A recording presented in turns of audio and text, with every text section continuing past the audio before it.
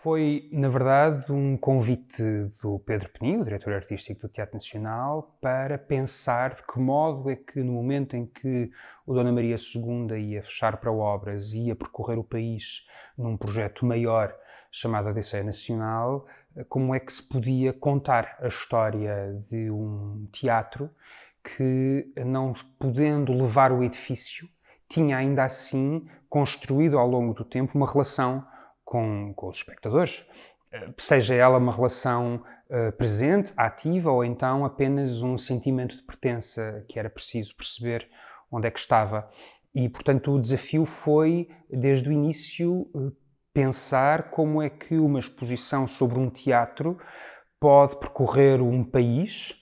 e percorreu efetivamente 10 municípios até chegar a Lisboa e ao Museu Nacional de Teatro e da Dança, que era um parceiro logo desde a primeira hora. Na verdade, começou por ser um título provisório que decorria de uma tentativa de interpretação do que é e para que serve e como é que nós podemos defender uma instituição, mesmo quando dela não somos público direto.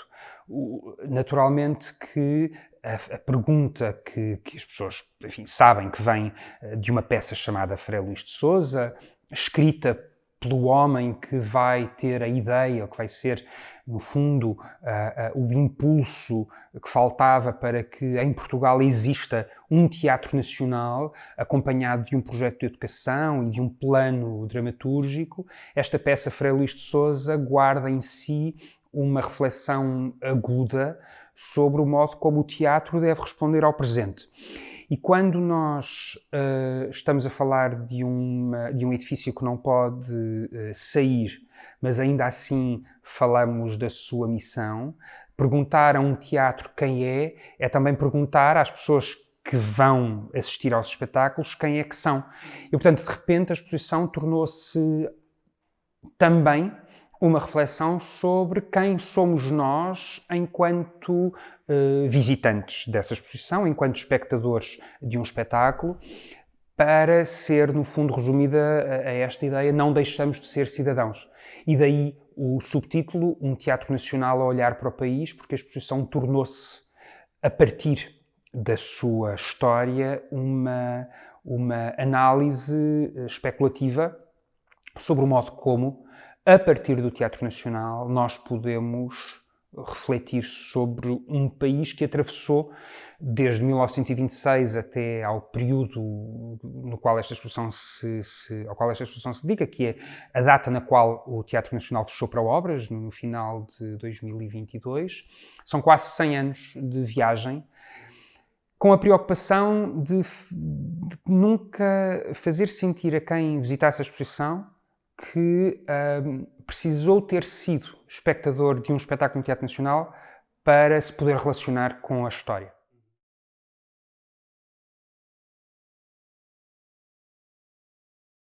Esta é uma exposição que reúne cerca de 600 objetos que perderam a sua função, no sentido em que foram pensados para servir um espetáculo. Portanto, como é que nós podemos olhar para um desenho de figurino, para um traje, para uma maquete de um cenário, para um livro de ponto, para um adereço de cena e perceber que eles resultam de um conjunto de escolhas que, findas o espetáculo, se tornaram obsoletas, digamos assim. E como é que nós podemos pôr todos esses objetos em relação para, a partir deles, tentarmos perceber que memória é que fica e que legado é que é herdado. E, portanto, eu quis saber como é que um objeto pode ser a porta de entrada para uma narrativa e que narrativas é que o Teatro Nacional, que é uma casa que desde sempre publicou sobre a sua história, ainda não tinha contado, ou pelo menos contado de uma maneira que punha, sem hierarquias, punha em perspectiva uma história oficial. E, portanto, a pergunta que dá título à exposição é uma pergunta que obriga a identificar espaços em branco, zonas cinzentas, histórias que de repente se tornaram mais mito do que realidade, e fui à procura daquilo que não ficou na história, e esse foi o principal eixo. E depois, porque a exposição ia percorrer o país, 10 municípios em territórios muito distintos, foi também feito um levantamento de todos os espetáculos de autores portugueses apresentados no Teatro Nacional, para perceber de que país é que falava o teatro que se apresentou no Dona Maria II. E depois perceber o que é que existia desses espetáculos. E ao encontrar esses materiais, como é que eles se contaminavam, prolongavam, anulavam, e o que é que falta? O que é que não é do teatro, mas da política, do social, da economia, da religião, que ajudou a que algumas destas matérias, alguns destes temas, sobrevivessem à efemeridade do próprio teatro. E, portanto, a partir de um diálogo entre os objetos, da sedimentação e da repetição das questões que os objetos me iam colocando, foi construída uma proposta de leitura das histórias de um teatro que deve, de alguma maneira, pela sua missão e pela sua razão de ser, espelhar o país.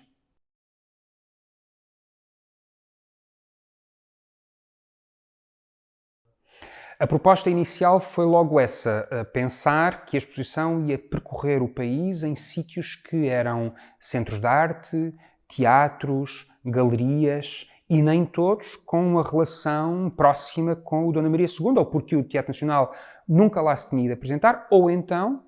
estava agora a apresentar-se, como aconteceu em alguns casos, com ateliês, com ações de formação, com espetáculos, nas diferentes outras áreas que compuseram a Odisseia Nacional. E, portanto, foi um trabalho, para além do meu trabalho de investigação e de inventariação, muito feito com as equipas do Teatro Nacional Dona Maria II e do Museu Nacional de Teatro e da Dança, houve um trabalho de adaptação físico, material, que foi feito com o José Dias, arquiteto, designer, museógrafo, que ajudou a construir um dispositivo que se pode ver ainda, de caixas-mesa, que guardavam o essencial das peças e que eram transportados e depois, porque a exposição não tem ainda hoje uma cronologia nem uma ordem sequencial para poder ser vista, se permitia adaptar aos espaços. E isso levou-me também a refletir sobre como é que a exposição se devia apresentar, como é que podia ser um perigo grande de exclusão de outras leituras e dos públicos. A dada altura, dizer-se a exposição tem que ser vista desta maneira. Os espaços eram muito diferentes, foram todos muito diferentes, e, portanto, isso levou a que temas que pudessem, eventualmente, num sítio, ser o primeiro confronto que o visitante tinha, no sítio imediatamente a seguir, aparecer no fim, ou no meio, ou desmontado, ou como acontece agora aqui no Museu Nacional do Teatro e da Dança, abandonou-se completamente a estrutura que tínhamos e que levou a exposição pelo país para implodir essa história e fazer deste espaço uma espécie de gabinete de curiosidades, como existiram nos museus da viragem do século, em que enchemos as paredes para cumprir uma ideia de a história está à nossa volta e cabe-nos a nós escolher que história que queremos contar. E, portanto, a viagem que foi feita foi uma viagem de permanente adaptação, consciente de que existem muitas mais histórias que o Teatro Nacional desconhece sobre si e que só podem ser preenchidas com a presença ativa dos visitantes. A presença da exposição incluía sempre, para além das visitas guiadas que eu fazia, um ateliê pensado pela Vera Mota para escolas e famílias e depois, uma coisa muito, muito importante, visitas guiadas feitas pelos serviços educativos de cada um dos sítios, com os quais eu conversava no início, pedindo-lhes uma única coisa, que era não tentassem fazer uma única visita igual. E que tentassem projetar as suas próprias experiências de espectador naquilo que aqui estava. E, portanto, isso fez com que os ecos que chegaram foram sempre de que as pessoas, de repente, percebiam que não precisavam ter visto determinado espetáculo ou sabido de determinado acontecimento para sentirem que a história estava a falar com elas. Foi muito gratificante testar em sítios com os quais existia uma relação mais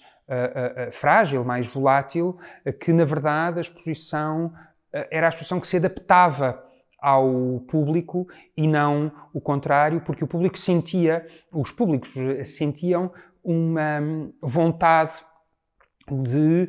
trazerem as suas memórias e, de alguma maneira, quando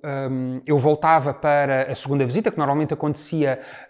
nos últimos dias da permanência da exposição, foram cerca de 3 semanas, eram sempre 3 semanas, às vezes um bocadinho mais, dependendo do mês, dos dias do mês. Quando eu voltava para a segunda visita, a resposta das equipas era de que as pessoas não só tinham voltado, como elas próprias traziam as suas memórias e isso era muito gratificante. E a experiência aqui no museu, pela quantidade de hipóteses de visitas guiadas, comentadas, visitas encenadas, ateliês para escolas, para famílias, encontros, lançamentos, faz com que a exposição seja um lugar de encontro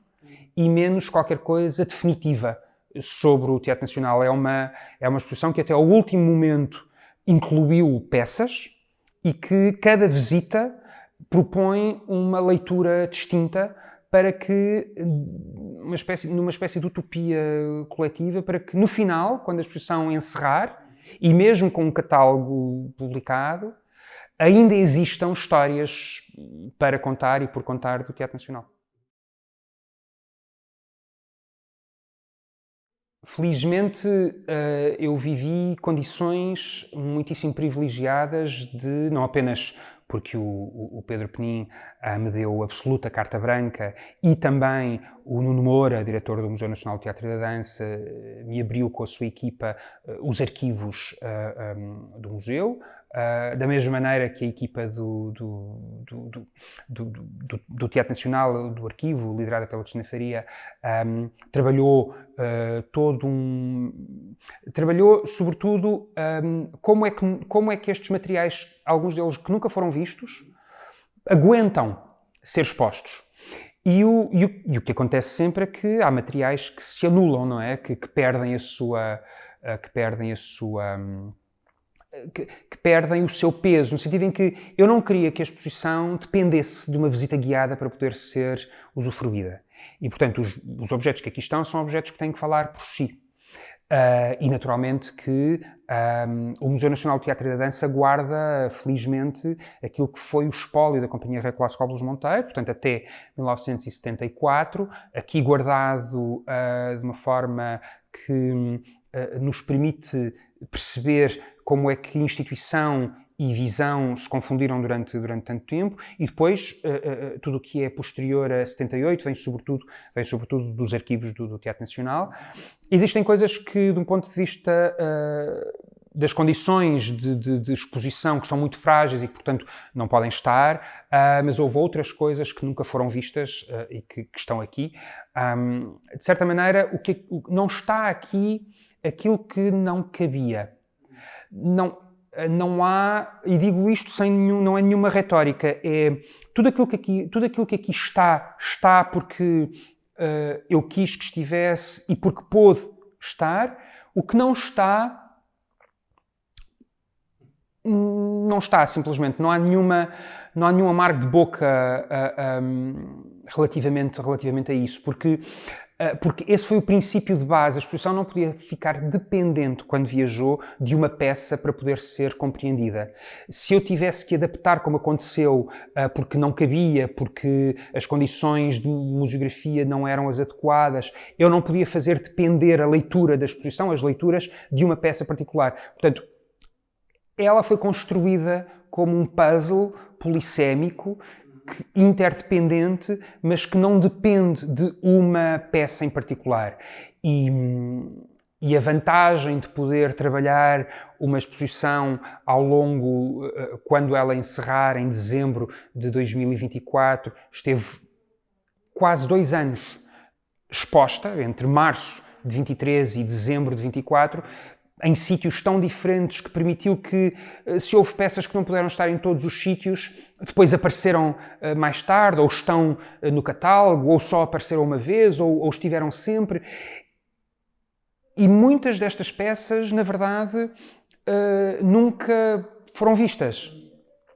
Agrada-me mais pensar em peças que, por causa desta exposição,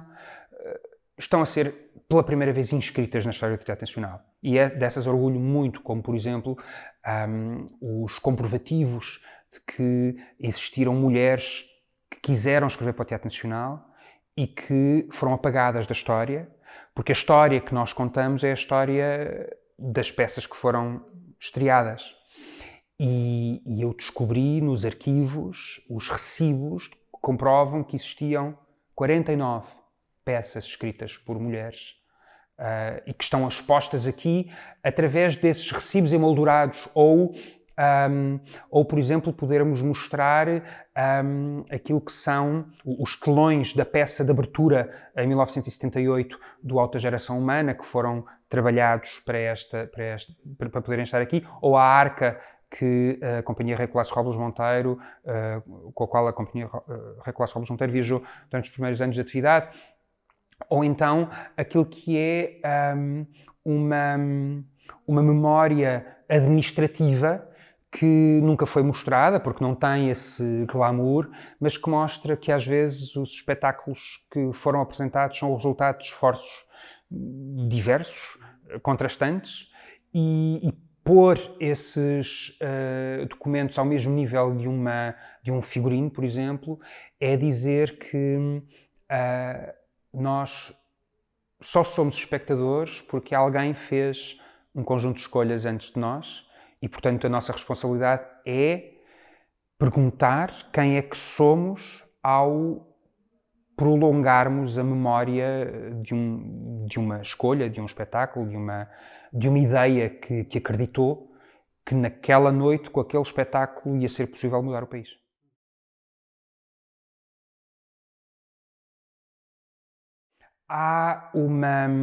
Houve uma vontade explícita da parte, enfim, de um diálogo muito intenso com o Pedro Penin de assumir que esta exposição era o lugar de encontro de diferentes visões e, portanto, vamos ter visitas guiadas visitas guiadas que eu farei e visitas comentadas por quem viveu por dentro o Teatro Nacional. Tivemos uma já com o encenador Filipe Laféria, que criou 2 espetáculos muito importantes no Teatro Nacional, Passa por mim no Rossio e As Fúrias. Vamos ter a atriz e encenadora Maria Emília Correia, uma das raríssimas mulheres a encenar no Teatro Nacional, e para mais textos que não eram do repertório clássico, canónico, e que é um nome absolutamente fundamental para percebermos o lugar que as mulheres, enquanto autoras, atrizes, encenadoras e noutras disciplinas, tiveram na construção de uma identidade, que é uma identidade que excluiu permanentemente e, portanto, é uma leitura por dentro. E também a visita que será feita pelo gestor cultural e historiador, investigador Carlos Vargas, que, para além de ter presidido ao Conselho de Administração do Teatro Nacional, se dedica a estudar o edifício e, portanto, no ano em que passam 60 sobre o incêndio que destruiu o Dona Maria II em 1964, será uma visita que vai olhar para a história a partir daquilo que é o que mais material existe, que é o sítio onde a história o sítio a partir do qual a história pode ser feita. Há uma vontade muito grande com as visitas pensadas para escolas, que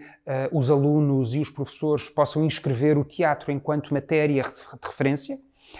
e não apenas do ponto de vista dramatúrgico e literário, mas do ponto de vista visual, do ponto de vista histórico, do ponto de vista político, do ponto de vista social. Portanto, muitas visitas pensadas para escolas e há depois visitas encenadas pelo Lobby Teatro que vão ampliar também como é que se pode trabalhar a história dos espetáculos. Portanto, e depois vai haver lançamentos. Isto para dizer que a quantidade de atividades que foram pensadas para acompanhar esta exposição foram pensadas para serem complementares. De certa maneira, são hipóteses de entrada que, na verdade, a única coisa que pedem é que o visitante traga a sua curiosidade. E, portanto, dedicámos-nos a pensar um programa que fosse suficientemente vasto para que não existisse, para mais numa altura em que o acesso ao edifício ainda está condicionado, as pessoas sentissem que podem habitar o Teatro Nacional. Sim, já fiz várias vezes a pergunta a quem és tu, não apenas a cada momento de cada visita e em cada inauguração, mas sobretudo esta ideia que vem da aprendizagem deste mergulho e que é nós somos de facto, e eu sou o resultado de um conjunto de hipóteses de escrita de histórias e que me cabe propor uma leitura sobre factos que perguntem a esses factos como é que eles querem ser lembrados e prolongados. Eu sou, para lá do nome que assina a exposição, uma espécie de veículo através do qual algumas das histórias podem agora estar a ser contadas. Sou porque alguém decidiu convidar-me. Essa pessoa é também ela, neste momento, quem deve materializar aquilo que é a missão pública do Teatro Nacional, que por sua vez é acompanhada de uma equipa vastíssima e riquíssima de personalidades que fazem a história para lá da retórica dos espetáculos, mas sobretudo eu sou um cidadão que às vezes é também, como somos todos, espectador de um espetáculo no Teatro Nacional. E era bom que não nos esquecêssemos que não há uma fronteira que nos separa e que nos desresponsabiliza de contar a história. Portanto, eu sou uma hipótese narrativa sobre a história de um teatro que deve, ao falar para o país, não deve acreditar que é a história finita e concluída. Tiago, muito obrigado. Obrigado, Pedro. Olá, eu sou o Pedro Mendes, diretor do Coffee Paste. Se gostaste desta entrevista, subscreve o canal para não perderes nada daqui para a frente. Clica na chávena que vês no canto inferior direito do vídeo ou no botão subscrever debaixo do vídeo. Passarás a receber uma notificação mal saia uma nova entrevista. Até já!